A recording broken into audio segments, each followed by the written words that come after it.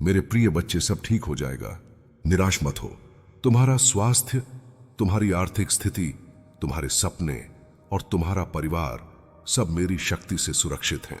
मैंने वह सब देखा है जिससे तुम गुजरे हो, और यह भी देखा है कि परिस्थितियां कितनी भी कठिन क्यों ना रही हो, तुम फिर भी डटे रहे। अब मैं नहीं चाहता कि तुम चिंता करो। उस बेचैनी को छोड़ दो, क्योंकि मैं तुम्हारी आत्मा को सांत्वना देने और तुम्हारे हृदय को शांति से भरने आया हूं। इसलिए मेरे शब्दों को थामे रखो और उन्हें अपने भीतर उतरने दो। इन शब्दों को सुनना मत छोड़ना, चाहे कोई भी बाधा आए। अपने हृदय को स्थिर रखो और मेरी बात सुनो, क्योंकि मैं तुम्हें वही उत्तर दे रहा हूं जिसका तुम लंबे समय से इंतजार कर रहे थे। जो लोग तुम्हें हानि पहुंचाना चाहते हैं, उनकी चिंता मत करो, क्योंकि मैं स्वयं उनका ध्यान रखूंगा। मैं तुम्हारा पिता हूं, तुम्हारा सर्वशक्तिमान महादेव, और जब तक तुम मेरे मार्ग पर चलते रहोगे, मेरे वचनों से पोषण लेते रहोगे और प्रतिदिन मेरी उपस्थिति में आते रहोगे, तब तक मैं किसी को भी तुम्हारे विरुद्ध हाथ उठाने की अनुमति नहीं दूंगा। आज मैं तुम्हें उस दिव्य सांत्वना और शांति के स्वभाव के बारे में बताना चाहता हूं जो मैं तुम्हें देता हूं। यह वह शांति नहीं है जो संसार देता है, क्योंकि संसार की शांति अस्थायी होती है, कमजोर होती है और परिस्थितियों पर निर्भर होती है। नहीं मेरे बच्चे, जो शांति मैं तुम्हें देता हूं वह शाश्वत है, पड़िग है और मेरे ही स्वरूप में निहित है, क्योंकि मैं स्वयं शांति का अधिपति हूं और मेरी शांति कभी नहीं टूटती। जब मैं कहता हूं कि सब ठीक हो जाएगा, तो यह केवल आशावादी शब्द या खोखले वादे नहीं होते। यह तुम्हारे जीवन पर दिया गया सर्वशक्तिमान का आदेश होता है, उस महाशक्ति का आदेश जो पूरे ब्रह्मांड को अपने हाथों में धारण करती है और जिसने केवल एक शब्द से सृष्टि को रचा। इसलिए मेरे वचन में सामर्थ्य है और मेरे कथन में परिवर्तन की शक्ति है, और जो मैं कहता हूं वह अवश्य पूरा होता है। मेरी सांत्वना किसी भी मानवीय सहारे से कहीं अधिक गहराई तक पहुंचती है। यह तुम्हारी भावनाओं की सतह से आगे जाकर तुम्हारे अस्तित्व के मूल तक पहुंचती है, उस स्थान तक जहां भय और चिंता ने अपना घर बना लिया था। तुम्हारे हृदय के उन गुप्त कक्षों तक जहां निराशा ने अपने झूठ फुसफुसाए थे, और मैं हर अंधे विचार, हर पीड़ादायक संदेह और हर उस भय को निकालने आया हूं जिसने तुम्हारी खुशी और शांति छीन ली। मेरी सांत्वना कोई अस्थाई पट्टी नहीं है जो केवल घाव ढक दे। यह वह औषधि है जो आत्मा की गहराइयों तक जाकर टूटे हुए को पुनः जोड़ती है, फटे हुए को भरती है और नष्ट हुए को फिर से निर्मित करती है। इसलिए जब मेरी शांति तुम्हारे भीतर कार्य करती है, तो वह केवल दिखावे की नहीं, बल्कि स्थायी चंगाई की शुरुआत होती है, जो तुम्हारे पूरे अस्तित्व को नया बना देती है।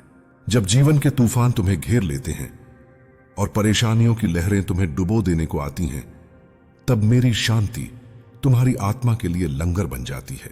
जब चारों ओर सब कुछ हिल रहा होता है, तब वही तुम्हें स्थिर रखती है, और जब विपत्तियों की आंधियां तुम्हें मार्ग से भटकाने का प्रयास करती हैं, तब वही तुम्हें दृढ़ बनाए रखती है, ताकि तुम टूटो नहीं बल्कि और मजबूत बनो।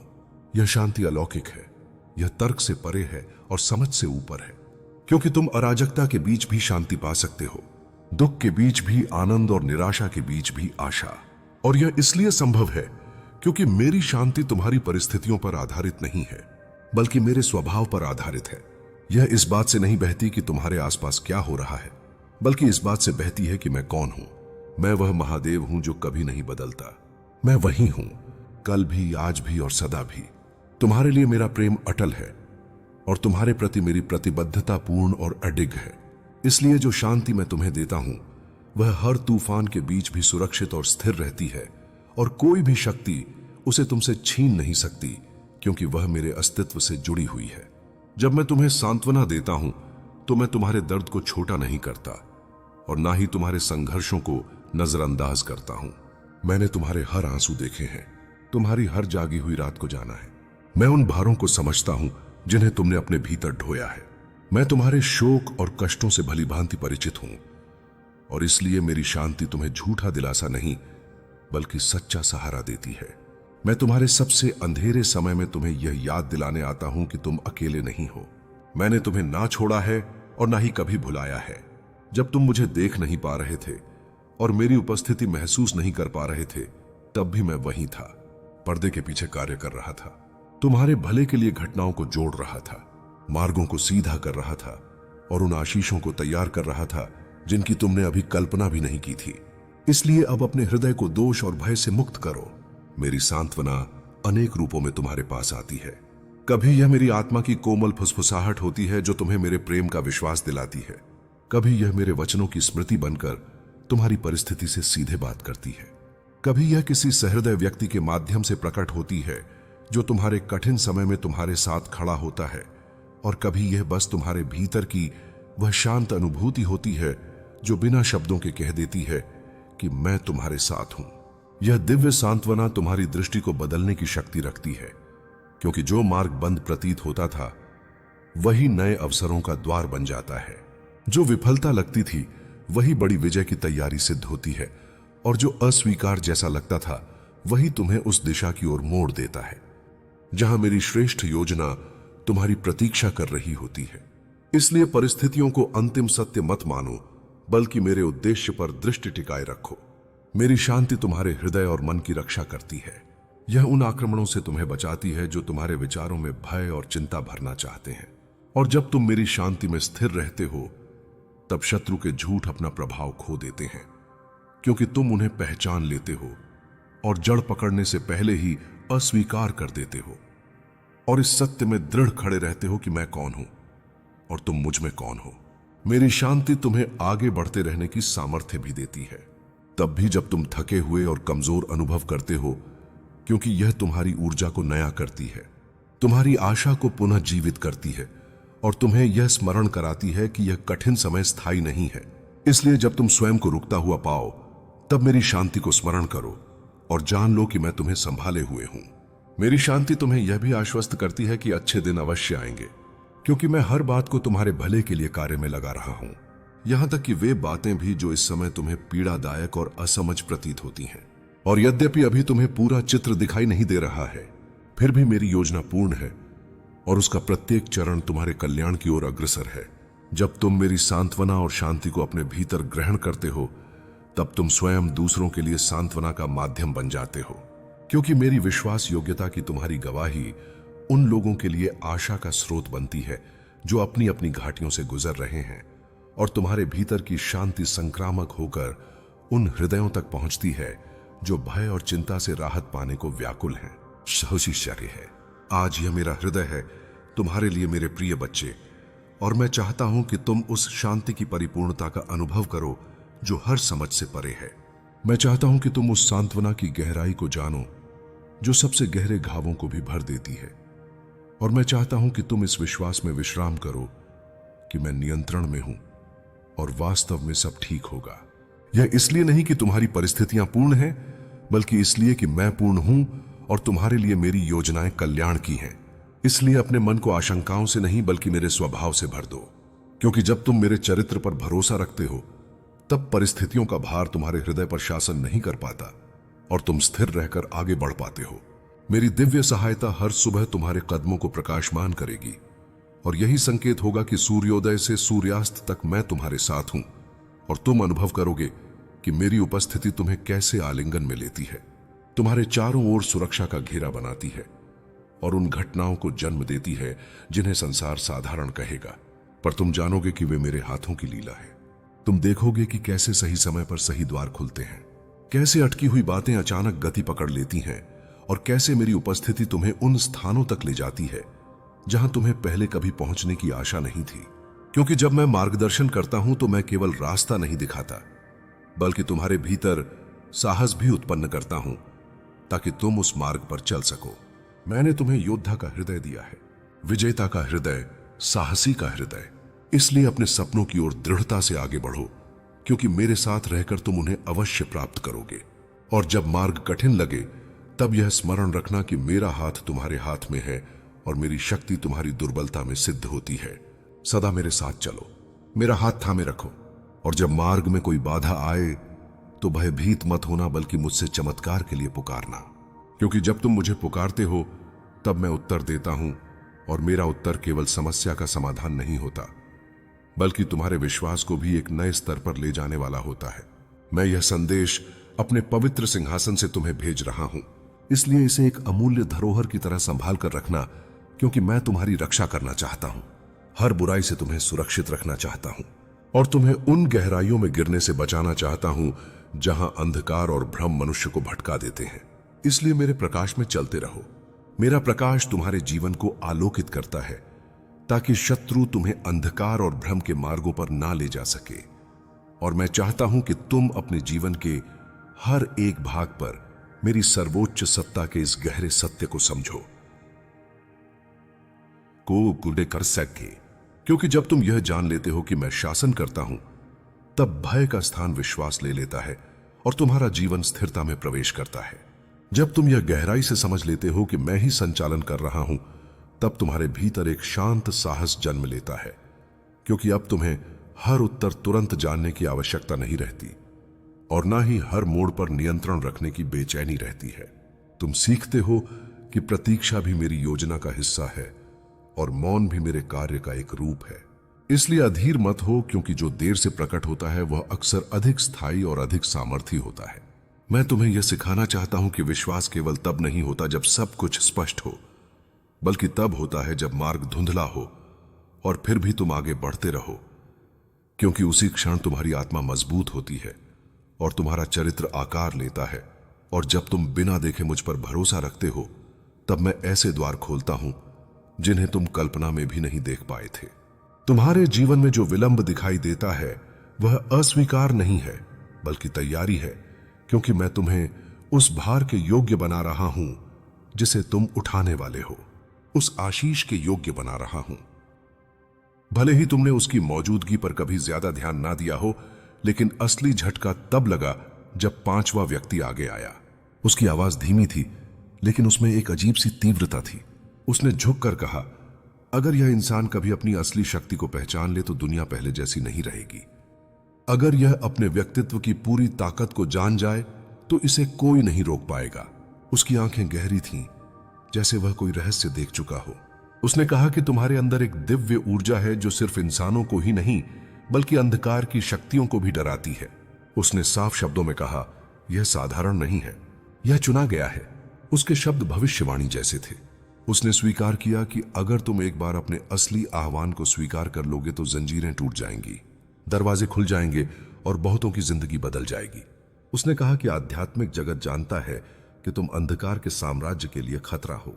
यही कारण है कि तुम्हारे नाम पर इतनी चर्चा होती है। अब सवाल यह है कि स्वर्ग तुम्हें यह सब क्यों बता रहा है? क्योंकि बहुत समय से तुम खुद पर शक कर रहे हो। तुमने सोचा कि लोग क्या कहेंगे। तुम अस्वीकृति पर रोए और खुद को कम समझा। लेकिन सच्चाई यह है कि तुम्हारा नाम इतना शक्तिशाली है कि 5 लोग रात भर सिर्फ तुम्हारे बारे में बातें करने के लिए इकट्ठा हो सकते हैं। उन्हें लगा कि तुम साधारण हो, लेकिन उनकी बातचीत ने यह साबित कर दिया कि तुम अविस्मरणीय हो। तुम्हारी मौजूदगी इतनी असरदार है कि तुम्हारे दुश्मन भी तुम्हारा जिक्र करने से खुद को रोक नहीं पाते। और अब सुनो, महादेव कहते हैं, अगर लोग अंधेरे में तुम्हारे बारे में बातें करते हैं तो मैं उन्हें उजाले में ले आऊंगा। अगर वे गुप्त रूप से तुम्हारे खिलाफ साजिश रचते हैं तो मैं उन्हें तुम्हारे सामने उजागर कर दूंगा। अगर वे तुम्हें श्राप देंगे तो मैं उसी श्राप को आशीर्वाद में बदल दूंगा। यह सिर्फ एक संदेश नहीं, बल्कि एक स्वर्गीय घोषणा है। 5 लोगों की आवाजें तुम्हारे बारे में गूंजी हैं, लेकिन याद रखो, उनका कोई भी शब्द भगवान के वचनों से बड़ा नहीं है। तुम्हारे जीवन पर मोहर लगी है। तुम चुने हुए हो। तुम वैसे नहीं हो जैसा लोग सोचते हैं, तुम वैसे हो जैसा भगवान तुम्हें देखते हैं। मेरे बच्चे, तुम शक्तिशाली हो, तुम तेजस्वी हो, करुणामय हो, चुंबकीय हो और सबसे बढ़कर तुम मेरे हो। लोग तुम्हारे व्यक्तित्व को पूरी तरह समझ नहीं सकते, क्योंकि मैंने तुम्हारी आत्मा पर अपनी छाप डाल दी है। यही वजह है कि कभी कोई तुम्हारे बारे में डर से बात करता है तो कभी कोई तुम्हारी तारीफ दबाकर करता है। वे डर और प्रशंसा दोनों के बीच झूलते रहते हैं, क्योंकि वे तुम्हारे अंदर मेरी उपस्थिति महसूस करते हैं। ध्यान से सुनो, वे 5 लोग यूं ही इकट्ठा नहीं हुए थे। यह कोई संयोग नहीं था। यह स्वर्ग की योजना थी, ताकि तुम जान सको कि आध्यात्मिक दुनिया तुम्हें कैसे देखती है। तुम इस समय एक ऐसे दौर में हो जहां छिपी हुई बातें उजागर हो रही हैं। जो अंधेरे में कहा गया था वह उजाले में प्रकट होगा। जो बंद दरवाजों के पीछे सोचा गया था वह खुले आसमान के नीचे सुना जाएगा। यह सब तुम्हें तोड़ने के लिए नहीं, बल्कि तुम्हें मजबूत बनाने के लिए हो रहा है। महादेव कहते हैं, इससे धोखा मत खाना। यह व्यक्ति ना तो पूरी तरह तुम्हारे पक्ष में है और ना ही पूरी तरह तुम्हारे खिलाफ वे छाया में रहते हैं, जहां प्रशंसा और प्रतिद्वंदता एक साथ मिल जाती है। लेकिन अब मैं उनका पर्दाफाश कर रहा हूं। भगवान कहते हैं, अब उनकी मिलीजुली ऊर्जा से तुम भ्रमित नहीं होगे। उस सभा में चौथा व्यक्ति निडर था। उसके शब्द तलवार की तरह तीखे थे। उसके स्वर में न्याय की कठोरता थी। उसने कहा, तुम खतरनाक हो क्योंकि तुम बहुत अधिक देखते हो। तुम्हारी आंखें झूठ को भेद देती हैं। तुम पर शक करना आसान है क्योंकि तुम हर बात का मतलब निकाल लेते हो। तुम शायद पागल हो, लेकिन भगवान ने तुरंत उत्तर दिया, यह पागलपन नहीं है, यह विवेक है। मैंने तुम्हें देखने के लिए आंखें दी हैं, सुनने के लिए कान दिए हैं और आत्मा दी है, ताकि तुम वह सब समझ सको जिसे बाकी लोग चूक जाते हैं। तुम पागल नहीं हो, तुम कल्पना नहीं कर रहे, तुम भविष्यवक्ता हो, तुम आत्मा के प्रति संवेदनशील हो। तुम्हें एक पहरेदार बनाया गया है जो दूसरों से पहले देख लेता है, जो छिपी हुई बातों को महसूस कर लेता है, जो घटित होने से पहले ही जान जाता है। उनके शब्द तुम्हें शर्मिंदा करने के लिए थे, लेकिन स्वर्ग ने तुम्हारे इस वरदान की पुष्टि की है। तुम्हें अस्वीकार किया गया है क्योंकि तुम बहुत ज्यादा देखते हो, लेकिन यह दृष्टि तुम्हें विनाश के लिए नहीं, सुरक्षा के लिए दी गई है। जो तुम महसूस करते हो उस पर भरोसा करना कोई गलती नहीं है, यही तुम्हारी ताकत है। फिर पांचवा व्यक्ति था। वह लंबे समय तक चुप रहा। उसने सबकी बातें सुनी और अंत में बहुत धीमी आवाज में कुछ कहा, जिससे पूरा कमरा ठंडा हो गया। उसने फुसफुसाकर स्वीकार किया, तुम चुने गए हो। उसके होंठ कांप रहे थे, लेकिन उसके शब्द स्पष्ट थे। उसने मान लिया कि तुम्हारे जीवन में कुछ ऐसा है जिसे कोई नकार नहीं सकता। उसने कहा कि चाहे वे तुम्हें कितना भी गिराने की कोशिश करें, तुम हमेशा फिर से उठ खड़े होते हो। उसने माना कि यह बात उन्हें परेशान करती है, लेकिन उनके भीतर गहराई में वे जानते हैं कि तुम पर ईश्वर का निशान है। यह अंतिम वाणी आशीर्वाद नहीं थी, यह सत्य था, क्योंकि तुम्हारे शत्रु भी जानते हैं कि तुम चुने गए हो। यहां तक कि जो लोग तुम्हारे खिलाफ खड़े होते हैं, वे भी तुम्हारे जीवन पर ईश्वर के हाथ को नकार नहीं सकते। उनके शब्द निराशा की तरह लगे, लेकिन वास्तव में वे हार की स्वीकारोक्ति थे। महादेव कहते हैं, उस रात जो कुछ बोला गया वह सब स्वर्ग की अदालत में पहुंच गया है।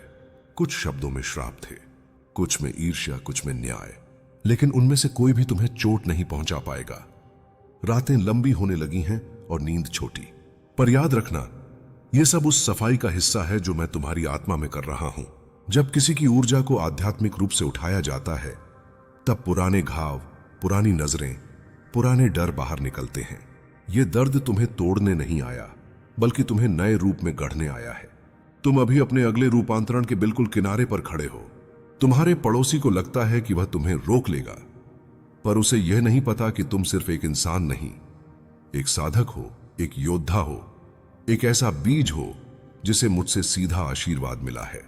वह जितना तुम्हारी राह रोकने की कोशिश करेगा, तुम उतने ही वेग से आगे बढ़ोगे, क्योंकि बाधाएं मुझे तुम्हारे भीतर की सुप्त शक्तियों को जगाने का मौका देती हैं। मैंने तुम्हें कभी अकेला छोड़ा ही नहीं है, पर तुमने ही कभी कभी अपनी थकान में यह मान लिया कि तुम अकेले हो। अब यह भ्रम भी टूटने वाला है। तुम्हारे घर की दीवारें, तुम्हारे आंगन की मिट्टी, तुम्हारे दरवाजे की दहलीज, इन सब में ऐसी ऊर्जा बसती है जो पीढ़ियों से तुम्हारी रक्षा कर रही है। इस दुनिया में कुछ चीजें दिखाई देती हैं और कुछ चीजें सिर्फ महसूस की जा सकती हैं। तुम्हारे पड़ोसी की नीयत जितनी टेढ़ी होगी, तुम्हारा रक्षक कवच उतना ही सीधा खड़ा रहेगा।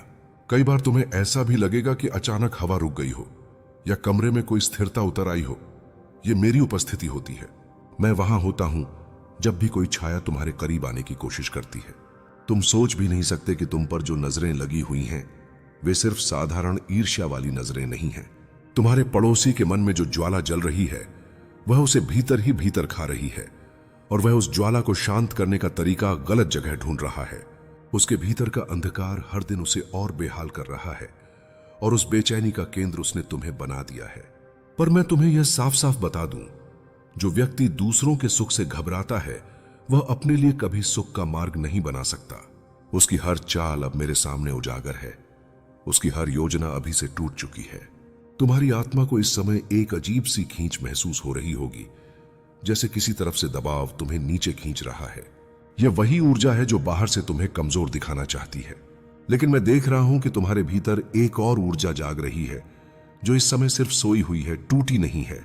जब शिव अपने भक्त की शक्ति को जगाने का निर्णय लेते हैं, तो पहले उसे अंधकार का अनुभव कराया जाता है, ताकि रोशनी का मूल्य समझ आए। यही तुम्हारी परीक्षा नहीं, तुम्हारा उत्थान है, तुम्हारा जागरण है, तुम्हारी आत्मा का पुनर्जन्म है। तुम्हें यह भी महसूस हो रहा होगा कि घर के कुछ कोने पहले जैसे शांत नहीं लगते। कभी कभी एक अनजाना सा